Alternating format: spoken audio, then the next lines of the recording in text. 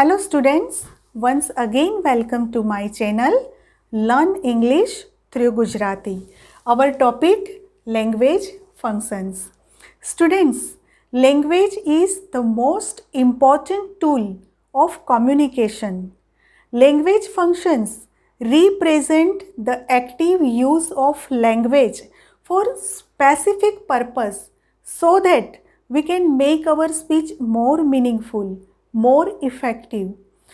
કોઈ પણ ભાષા છે એનો હેતુ પ્રત્યાયન કોમ્યુનિકેશનનો છે. તમે કોઈ એવી વ્યક્તિ સાથે વાત કરો કે જેને માત્ર ચાઇનીઝ કે જાપાનીઝ લેંગ્વેજ જ આવડતી હોય તો એની સાથે કોમ્યુનિકેશન થાય ના. તો આપણે જ્યારે વાતચીત કરીએ છીએ, બોલીએ છીએ ત્યારે સામેની વ્યક્તિ તરફથી આપણને જે પ્રત્યાયન મળે છે એમાં એ કોમ્યુનિકેશનમાં સંવાદિતા, સુમેળ સર્જાય એના માટે જ આપણે આ લેંગ્વેજ ફંક્શન્સ શીખવાના છે. અને આપણી ડે ટુ ડે લાઈફમાં એવરી ડે એવરી ટાઈમ આપણે અલગ અલગ ફંક્શન્સનો યુઝ કરતા જ હોઈએ છીએ, પણ આપણે એનાથી અજાણ હોઈએ છીએ. તો જ્યારે આ તમે જાણશો પછી તમને ફંક્શન્સ બહુ ઇઝી લાગશે. Let's learn describing place.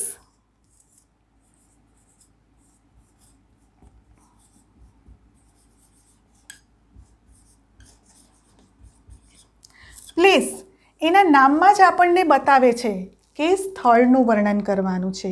કોઈ પણ સ્થળનું વર્ણન શેનાથી કરીશું? Relative pronoun which, that and definitely where. વેર છે એ પણ સ્થળ દર્શાવે છે. તો આપણે એક્ઝામ્પલ્સ દ્વારા એને સમજવાની કોશિશ કરીએ. I bought a new TV which was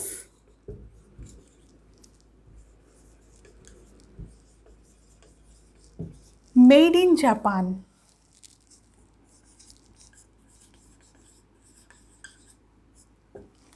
Next, Jaipur, which is called Pink City,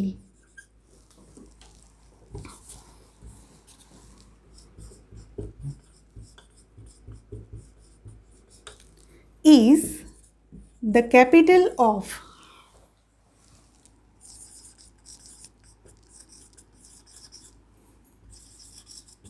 Rajasthan.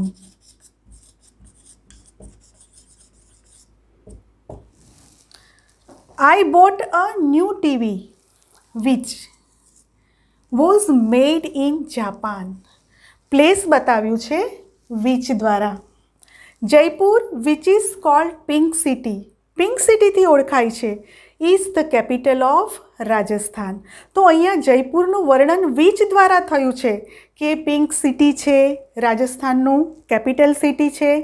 તો ડિસ્ક્રાઇબિંગ પ્લેસ બહુ ઇઝી છે અને તમે એને બહુ જ જલ્દીથી આઈડેન્ટિફાઈ પણ કરી શકશો કે તમને સેન્ટેન્સ આપ્યું હશે ને તરત જ તમે કહેશો કે આ તો ડિસ્ક્રાઇબિંગ પ્લેસ કહેવાય. નેક્સ્ટ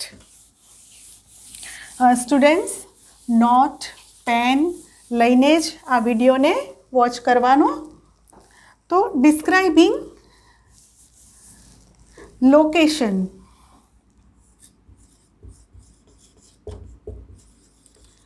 લોકેશન એટલે એનું સ્થાન ક્યાં છે, કઈ જગ્યાએ આ ક્રિયા થવાની છે, વ્યક્તિ કઈ જગ્યાએ છે, એનું લોકેશન ક્યાં છે. તો એ લોકેશન દર્શાવવા માટે આપણે આ ફંક્શનનો ઉપયોગ કરીએ છીએ. એના પણ આપણે ઉદાહરણ જોઈ લઈએ. Sumit is at library now.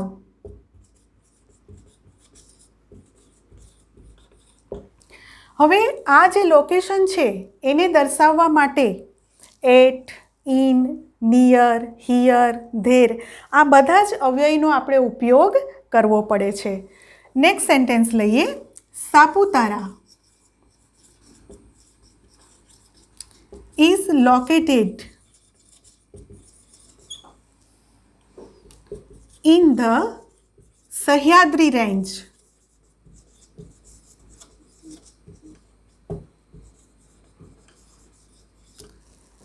તો અહીંયા સાપુતારાનું લોકેશન કયું આપ્યું? In the Sahyadri range. Sumit is at library now. Sumit અત્યારે ક્યાં છે? એનું લોકેશન ક્યાં બતાવે છે? પણ લાઇબ્રેરીમાં પણ at, in.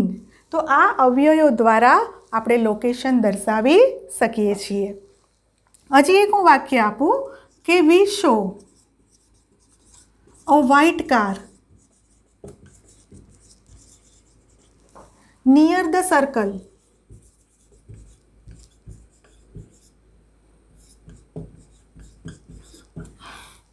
Near white car જોઈ, પણ એનું લોકેશન ક્યાં છે? સર્કલ. સર્કલ પાસે, પણ કોણે બતાવ્યું? નિયર દ્વારા. તો આ બધા જ અવ્યય છે એ તમારે આમ તો તમને આવડે જ છે, બધા જુનિયર ક્લાસીસમાં શીખી જ ગયા છો, પણ જ્યારે તમે લોકેશનને આઈડેન્ટિફાઈ કરશો ત્યારે તમારે at, in, near, here, there આ બધું જ યાદ રાખવું પડશે. અને તમે આને પણ જલ્દીથી આઈડેન્ટિફાઈ કરી શકશો. આ પણ બહુ ઇઝી છે. હવે next.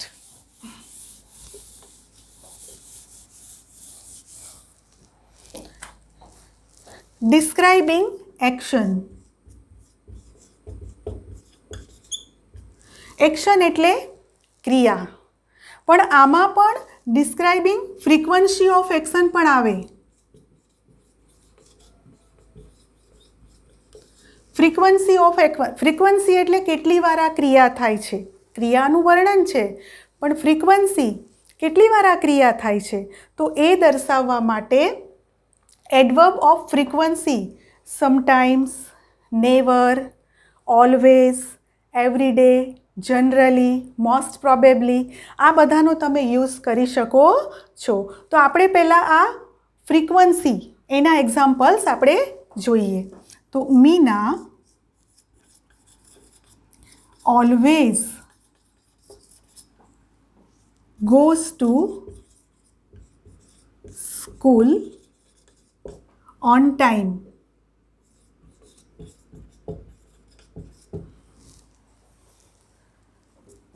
We often visit the library.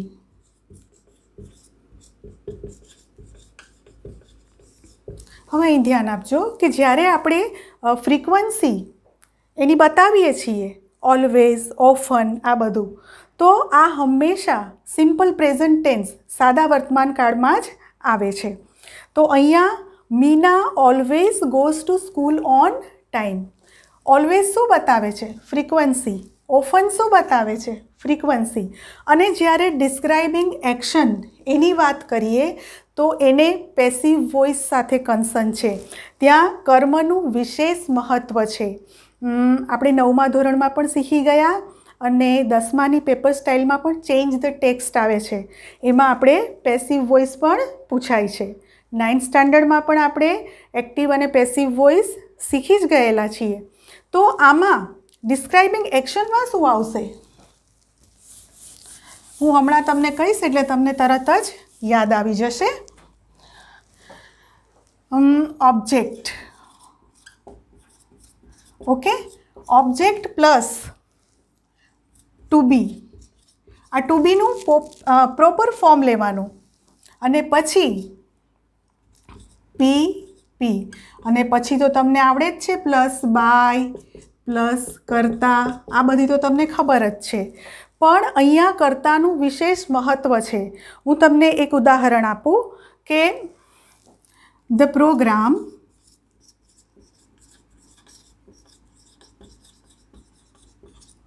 was started at 9 PM. જુઓ, અને મેં તમને મારા પ્રીવિયસ વિડીયોમાં પણ કીધું હતું કે તમે જ્યારે વર્બને પ્રશ્ન પૂછશો ત્યારે તમને જે જવાબ મળશે એ કર્મ જ હશે. તો સ્ટાર્ટેડ, શું સ્ટાર્ટેડ થયું હતું? પ્રોગ્રામ. તો આ છે ઓબ્જેક્ટ. ટુ બીનું પ્રોપર ફોર્મ છે અને આ છે પીપી પાસ્ટ પાર્ટિસિપલ. તો the programme was started at 9 PM. Right. બીજું લખીએ, delicious disease.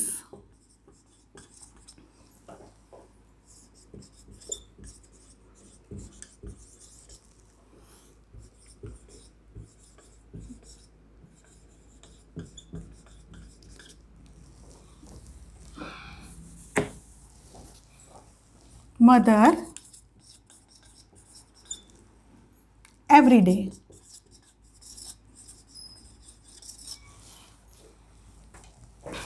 Delicious dishes object plus to be plus PP. અહીંયા ડિસ્ક્રાઇબિંગ એક્શન છે કે delicious dishes are cooked by my mother every day. તો જોયું, describing frequency of action, કે એમાં તમને ફ્રીક્વન્સી બતાવે છે અને એના મેં તમને એડવર્બ ઓફ ફ્રીક્વન્સી પણ જણાવ્યા. અને આ છે ડિસ્ક્રાઇબિંગ એક્શન કે જેને પેસિવ વોઇસ સાથે કન્સર્ન છે. કર્મનું પણ આમાં વિશેષ મહત્ત્વ છે. તો તમારે આના માટે એક્ટિવ પેસિવને પણ રિકોલ કરવા પડશે. તો આજે આપણે શું શીખ્યા? ડિસ્ક્રાઇબિંગ પ્લેસ, ડિસ્ક્રાઇબિંગ લોકેશન અને ડિસ્ક્રાઇબિંગ એક્શન અથવા તો સ્પેસિફાઈંગ લોકેશન કે સ્પેસિફાઈંગ એક્શન. અને ત્રણેય આ ઇઝી છે, રાઈટ.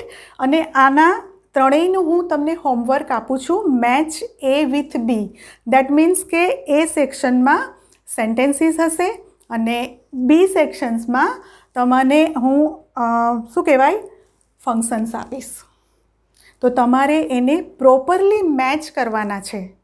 એટલે એટલું હોમવર્ક કરજો અને આ જેટલું મેં તમને શીખવાડ્યા ફંક્શન્સ એના નાના નાના સેન્ટેન્સ પણ ફ્રેમ કરજો. તો તમને, અને આજે તો મને લાગે છે કે તમને ફંક્શન્સ ઇઝી લાગ્યા જ હશે, કારણ કે મેં ઇઝી ફંક્શન્સ જ લીધા છે અને અઘરું તો કશું છે જ નહીં. ઓકે સ્ટુડન્ટ્સ, મળીએ નેક્સ્ટ સેશનમાં. Learn honestly, carefully. Okay, like, share, subscribe and press bell.